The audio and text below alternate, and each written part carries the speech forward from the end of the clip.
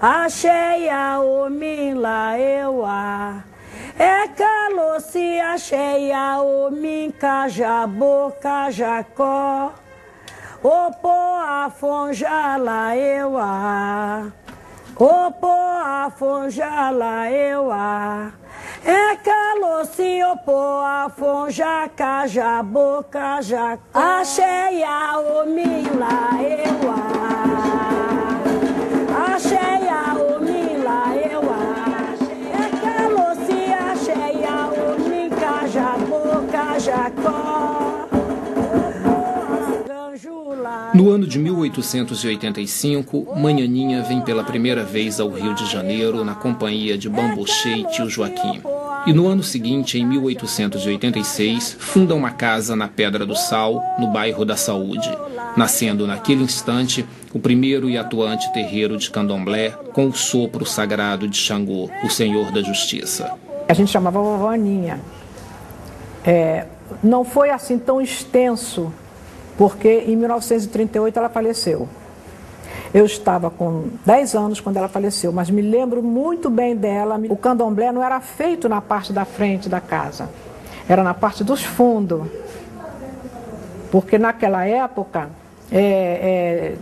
coisa de polícia que não podia, era proibido toque de candomblé. Então se fazia o candomblé nos fundos, no quintal, à base de batendo na cabaça.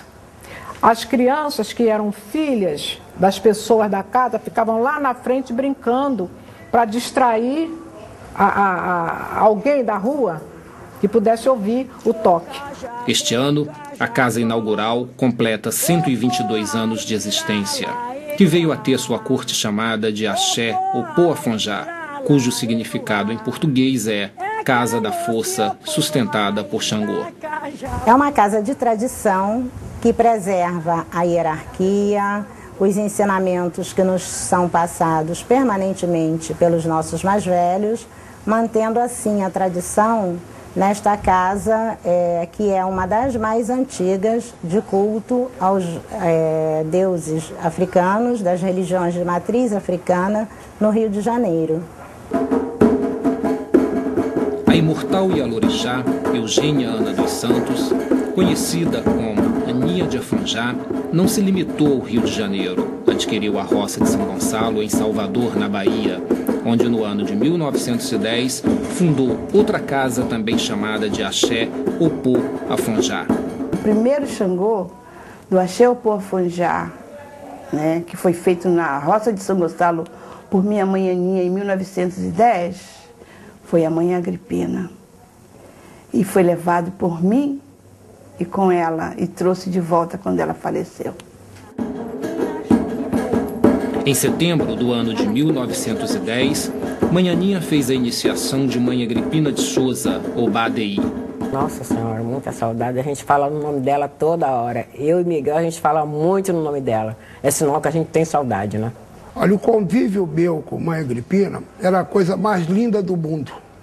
Eu talvez a respeitasse muito mais do que a minha mãe que me pariu, porque foi a única mulher que conseguiu me botar um freio na vida.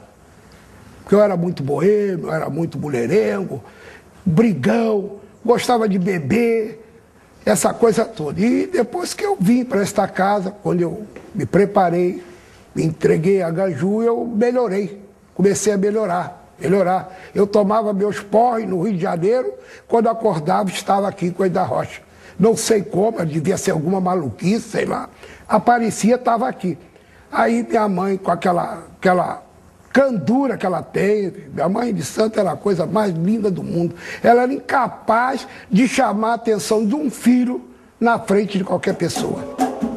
Com a morte da lendária matriarca fundadora, Mãe Agripina transferiu o axé para Coelho da Rocha, no município de São João de Meriti, na Baixada Fluminense, onde até hoje a orquestra ritual comandada pelo som dos atabaques chamam os orixás.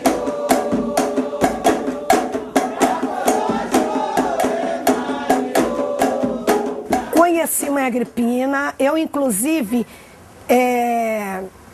cheguei a ficar aguardando a feitura Mas aí a mãe Agripina achou que eu não deveria entrar naquele barco, que ela tinha vontade de ter uma filha professora, e eu queria ser enfermeira formada pela Ana Nery. Aí eu desci, fui estudar, acabar meus estudos. Em 1966, ela foi para Brasília, levada por mim, para operar catarata. E pela ordem de Xangô, ela teria que voltar depois que operasse, mas ela não quis voltar. E por desobediência a Xangô, ela morreu em Brasília e eu a trouxe de volta para ser enterrada aqui no Rio de Janeiro. Mas quando ela faleceu, eu disse para minha mãe que eu gostaria de sair do axé. Eu gostaria de ser filha de Seu Ninô. E indo para lá, o Seu Ninô fez o jogo e aí disse: Eunice, pegue sua filha e entregue a tia Cantu, porque Xangô diz que ela é filha dele e das mãos dele ninguém tira. Após o falecimento de mãe Agripina, em 1966, sua sucessora foi a Iaebé do Axé de Salvador, Cantulina Pacheco. Mãe Cantu, religiosamente chamada de Airatolá, logo tratou de reativar a vida do axé, iniciando novos iaôs. A mãe Cantu ficou aqui no lugar de mãe Agripina, não é? Foi quem terminou minha obrigação de 7 anos. Né? Fui aqui no axé, a primeira filha de santo dela. O axé Opoafonjá, eu participei da fase da mãe Cantu. Uma figura extraordinária, como já foi dito aqui. Era uma pessoa muito especial, muito, tenho muita saudade dela mesmo. De mãe Agripina também, mas só que a minha convivência com mãe Agripina foi menos. Ela foi uma Ialorixá que ela não deixava de ensinar aos filhos. Ela dizia: levante a cabeça e preste atenção no que eu estou fazendo para vocês aprenderem. E muita coisa eu consegui aprender com ela. Mãe Cantu permaneceu à frente deste terreiro até 1988, quando então, obedecendo a Xangô, voltou para a Bahia. Ficando o axé sem comando religioso, pois a corte de Xangô, o axé Opoafonjá, não admite homem no comando litúrgico, a cadeira é matriarcal. Trazido da África para a Bahia, 3 mulheres africanas, Iadetá, Iacalá e Anassô. Porque no nosso axé, o Opoafonjá, homem não senta na cadeira, quem senta são as mulheres. Porque as mulheres realmente que trouxeram o candomblé. Até que foi recebida uma ordem de Xangô Afonjá, dizendo que a sucessora de mãe Cantu era sua filha de Iemanjá. Se você analisar a história da vida da Regina, você vai ver que as coisas vão se encaixando. Naquela época, às vezes, não tinha certas explicações, mas se você for juntando com o tempo, você vai ver que tudo se encaixa perfeitamente para produzir isso que aconteceu. Ela passou a ser a Ialorixá do axé. Nós chegamos até aqui o axé, até porque nós não conhecíamos, mas conhecíamos bem a pessoa que nos trouxe, que foi a Railda, que é filha de santo daqui desse axé, é de Oxum, hoje reside em Brasília. Ela trouxe não só a mim, como a minha mãe e a minha irmã, que é a atual Ialorixá do axé. No dia 25 de maio de 1989, as portas do Palácio de Xangô foram abertas para contar uma nova história.